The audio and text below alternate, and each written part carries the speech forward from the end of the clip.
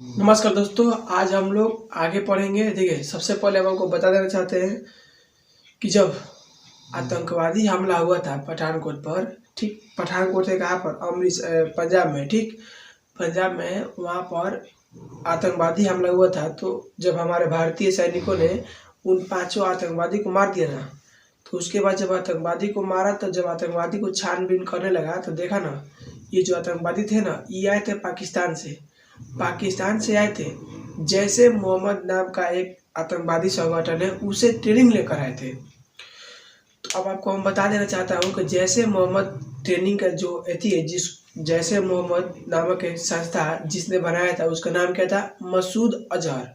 मसूद अजहर के बारे में आज हम लोग उसकी कहानी समझेंगे। मसूद अजहर कौन है, क्यों बनाया इसे, उसके बारे में समझेंगे। ठीक है।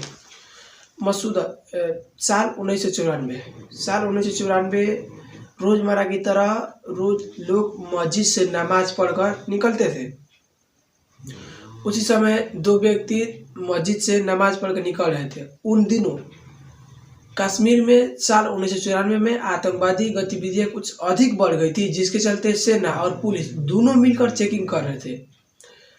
रोड पर उन सभी गाड़ियों के बीच में जो 2 व्यक्ति थे उसी गाड़ी में बैठे थे। पुलिस सेना पूछते पूछते इनके पास पहुंचा।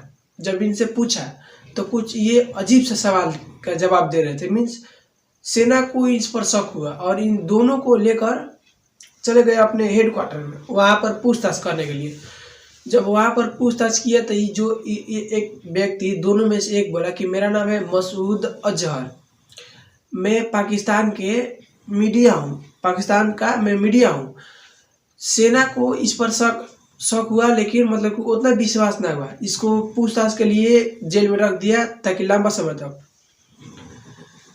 कुछ समय बीत गया, उसके बाद जो आतंकवादी थे दूसरा, वो ना, जो दूसरे देश से टूरिस्ट आते थे ना अपने देश में भारत में घूमने, वो आतंकवादी ना गिरफ्तार कर लेते थे। 2 नागरिक को, अमेरिका के नागरिक को गिरफ्तार कर लिया और सरकार से मांग किया ना मसूद अजहर के साथ साथ 30 आतंकवादी को छोड़ दिया जाए। लेकिन हमारी सरकार नहीं छोड़ा और हमारे सेना ने अपनी बहादुरी दिखाते हुए उन आतंकवादियों को मार डाला और 2 नागरिकों को जो कश्मीर घूमने आए थे अमेरिका के, उनको आज़ाद करा दिया।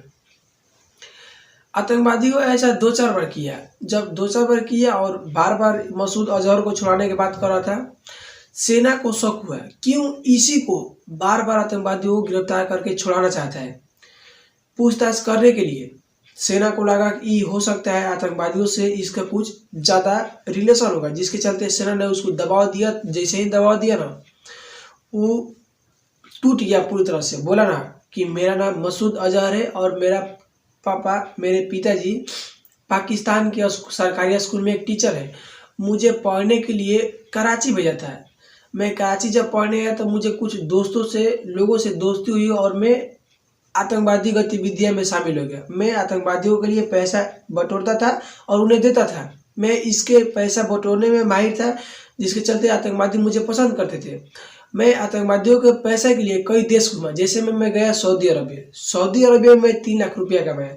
फिर सऊदी अरबिया से दक्षिण जो देश है ना, दक्षिण अफ्रीका, उधर चले गए। उधर जाने के बाद उस सब इलाके में, उस सब देश में 20 से 25 लाख रुपया कमाया। फिर पुर्तगाल होते हुए भारत आया। भारत में आने का इस मसूद अजहर का मकसद ये था कि भारत के डेमोग्राफी को समझना, भारत के अन्य शहरों, अन्य राज्य में रहा और भाषा बोली समझा, कैसे लोगों को आतंकवादी में शामिल कर सके और भारत में जो पल रहे आतंकवादी, उनको पैसा देना था। इसका यही मकसद था।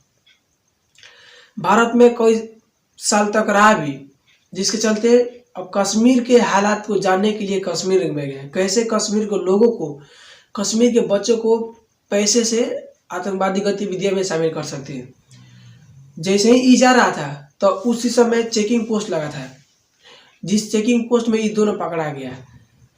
जैसे ही पकड़ा गया तो इसको छुड़ाने के लिए आतंकवादी गतिविधियां कर रहे थे। दूसरे देश के नागरिकों को पकड़ रहे थे और इसके छुड़ाने के मौजूद मांग रहे थे, बोल रहे थे कि उसको छोड़ो। याद रखिएगा, एक डेट मैं आपको बता रहा हूँ, बहुत ही इंपॉर्टेंट है, 24 दिसंबर 1999। ठीक, 24 दिसंबर 1999 मसूद अजहर का 5 साल पूरा हो गया था। 24 दिसंबर 1999 को विमान एक हाईजैक हुई जिसका नाम था IC 814। विमान IC 814 नेपाल के त्रिभुवन हवाई अड्डा से उसको हाईजैक कर लिया गया, जो कि वो दिल्ली जाने वाली थी, उसको हाईजैक कर लिया गया।